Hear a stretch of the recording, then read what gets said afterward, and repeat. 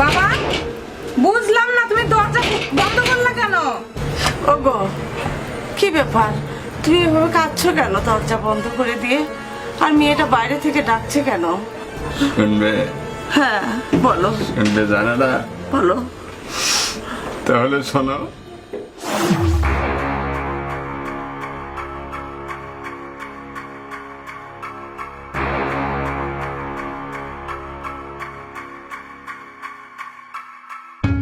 চাচা, এটা আপনি মেয়ে না? আরে মকবুল চাচা, এটা কোনো কথা? আপনি একটা হাজি মানুষ আর আপনার মেয়ের এই পোশাকের একটা অবস্থা হলো। হজ করে আসলেন আর নিজের মেয়েকে ঠিক করতে পারলেন না। হাজির মেয়েরাই দেখি বেশি পাজি হয়। একদম ঠিক কথা বলেছেন।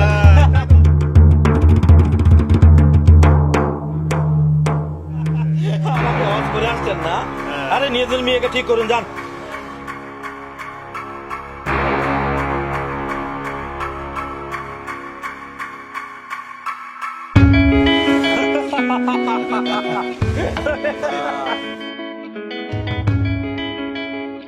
হাজি সাহেবের মেয়ে বলে কথা, হ্যাঁ তাই না?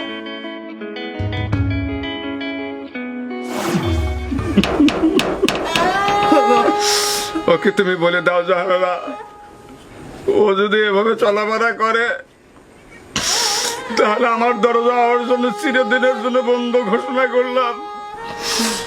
আর যদি ইসলামী শরীয়ত মোতাবেক চলে তাহলে ওকে আমি ক্ষমা করতে পারি। বাবা, আমার ভুল হয়ে গেছে বাবা, আর ভুল হবে না। আমি বুঝতে পারছি বাবা, আমি আর ভুল করব না। আমি এখন থেকে তুমি যা বলবা আমি সব শুনবো বাবা। আমি ইসলামী শরীয়ত মোতাবেক চলাফেরা করব বাবা। তোমার সম্মান নষ্ট হয় এমন কোনো কাজ করব না। আমাকে তুমি মাফ করে দাও বাবা। আমার অনেক বড় ভুল হয়ে গেছে বাবা, অনেক বড় ভুল হয়ে গেছে। যাও। ঠিক আছে, আমি ওকে বুঝিয়ে নিয়ে আসছি। তুমি যাও, শুয়ে পড়ো।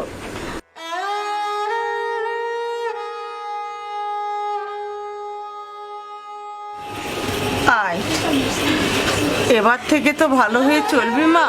চলবো মা, আর কোনো ভুল করবো না। কথা দিচ্ছিস তো? হ্যাঁ, কথা দিচ্ছি। চল।